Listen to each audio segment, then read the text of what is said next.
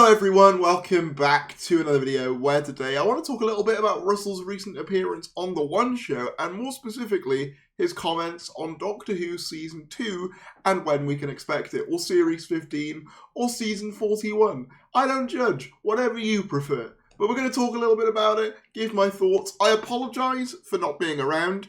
As you might be able to tell in my voice, I've been suffering from a cold. It's that time of year, I'm afraid, and I've been coughing loads, and this is the first time I've recorded since then, because whenever I've tried, I've just erupted into a massive coughing fit. But let's just get right into it. Subscribe if you're new. I also just want to give a quick sort of, I hope everyone's okay, to anyone who was affected in the recent storms that were happening across England and Wales. I actually got the storm warning, and from what I saw, some places were pretty badly affected, so if that was one of you, my heart goes out to you. I just thought I'd say that because I get that it can be scary, and it literally, it came up on my phone, it scared the crap out of me. So I hope anyone who was involved in that storm is doing okay, but let's just get right into the video. So yeah, Russell was interviewed for The One Show, and full disclosure, I did not watch the whole of The One Show to watch this. I basically just waited until it was out, and then basically skimmed through. So I've got all the main highlights. It's pretty short in terms of what he says about Doctor Who anyway, so I should be able to play it without any copyright issues. Also, I forgot to mention, I've got a Shooty Bear there from Build-A-Bear.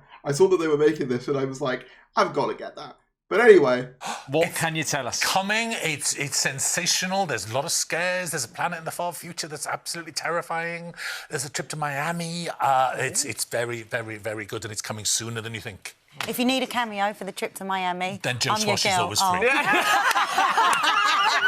That's the clip. That's the main clip that we're talking about today. So the main things he says is that there's a futuristic planet we can all look forward to that's scary and big and exciting, which, yeah, you'd hope so on Doctor Who. But he also says that there's a trip to Miami, which I would assume is the 1950s filming we've seen before. And, most interestingly, he says Season 2 is coming sooner than you think. Now, this is interesting, because if you remember back to my last video, where I spoke about Russell T Davies talking about Season 3 on BBC Radio, he said that you could expect Season 2 in the summer.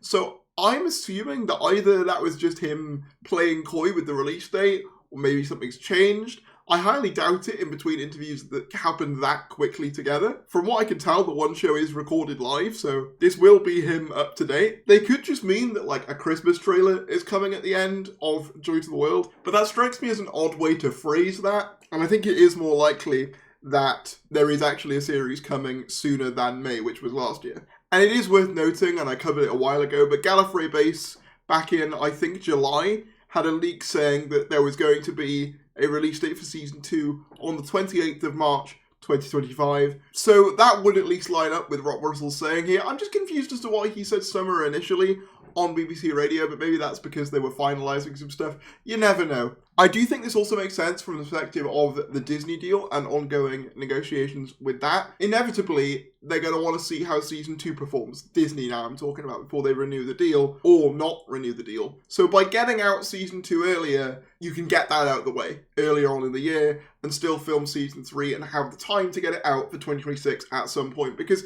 if we assume that this series could end in May and they have a decision, let's say, a month following, let's say June-ish, that gives them 6 months of 2025 plus the start of 2026 to get this done and in the can.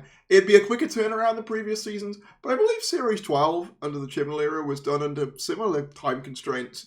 So I don't think it's impossible that you could turn around a series in that time, even if maybe Season 3 aired slightly later in the year, maybe autumn. It would still technically be yearly Doctor Who, even though it would take technically, I guess, longer than a year. But at least we would have a series of Doctor Who every year. So in that sense, it would be true to what Russell said. Again, we don't know yet whether that's going to be with or without Disney. I am on team, it's probably not going to be with Disney, to be honest. The more I've seen Russell say things about the Disney deal and the ongoing relationship, the more I think that it's probably coming to an end, which I think has its pros and its cons. On the one hand, I think it will mean that Russell has to be a little bit more limited in what he can do, and I think that's when he does some of his best work. On the other hand, I did like the sort of international kind of reach Disney allowed the show to have, having a TARDIS in Disney World and stuff. That is just cool, and it does just help the show. But at the end of the day, I'm not too cut up either way. At least it'll probably mean we won't see any more midnight stuff if Disney do drop out, which I'd be in favour of. I really don't like the midnight scheduling still. I know that, like, it is better for some places, like if you're in Australia and stuff, but for me it's just like, oh, I can't be dealing with that. But anyway, I'm rambling. Sorry. Russell T Davies also had his say on the ITV Christmas lineup, and it was pretty funny, to say the least. I mean, the whole of Christmas night this year, come on, BBC. You could never let People us down, jumping off Russell. towers there, the ITV executives, like, just ending it all. Have you seen what they got on? Nothing. Nothing. It's like the BBC on Christmas night is insane. It is amazing, It's isn't insane. it? And you know, you've been I mean, he is right as well. He is right. The BBC lineup this year, I think it's one of their best in, like, recent memory. You've got Gavin Stacey. You've got Outnumbered on Boxing Day. You've got Strictly. You've got Doctor Who. You've got Call the Midwife. You've got Wallace and Gromit. How did I even forget Wallace and Gromit? Like, there's so much stuff. And then you look at ITV and they're like, we've got a Minions film on. And you're like, okay, you know, cool. I don't actually know. I think I saw that maybe was on their schedule. I'll have to double check. I actually wanted to do a whole video for the second channel going over the Christmas schedules. If you're interested in that, let me know, because I'm going to get it out quite quick if I do want to do that. But yeah, it is quite funny seeing him sort of say what we've all been thinking, that ITV's schedule compared to the BBC's this year is just dead. You know, no matter what you think of the BBC, objectively, they do dominate Christmas, always have done, always probably will do. ITV just seem to have given up that day to the BBC for whatever reason, other than, like, what is it? Is it the 1% Club with Michael McIntyre that does alright? Other than that, they don't seem to have anything else up their sleeves for Christmas. So yeah, he also was asked which Christmas special he'd like to see again, and this is what he said. Is there a Christmas episode that stood out to you?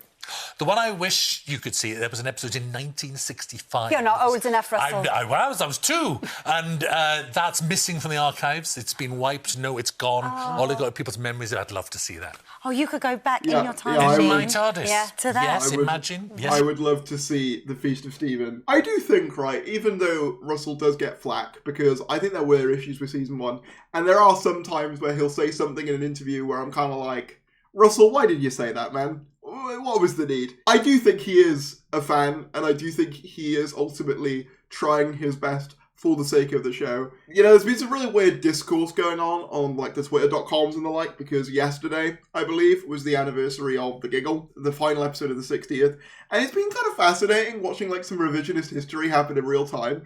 Like, I've been seeing people on Twitter say that, like, the 60th was this hated, like, thing for Doctor Who, and I don't mean that in terms of, like, fandom spaces. I mean in general. And it's really funny because, from everything I understand, the 60th was probably the best Doctor Who received thing by the general public and just overall. Since probably the 50th. I mean, look, I love a lot of Capaldi stuff. Whittaker has a couple of good episodes as well. But I think, as far as I remember, like, it had the highest IMDb rating since 2017. And, like, the highest viewing figures since Series 11. So, like, objectively, the 60th did well. The season 1, less so. I think we can all agree on that. And, you know, we can discuss endlessly the reasons why that was. And in fact, I have at many points. But just this idea that the 60th was a massive failure, I will never understand. I do think that the show still has, like, life left in it. I know I'm rambling at this point. Even if Disney pull out, again, it might actually be healthier for the show in the long run. But I realise I'm rambling. What were your thoughts on any of this? Let me know in the comments below. Please like the video if you enjoyed, subscribe if you're new, and I'll see you later.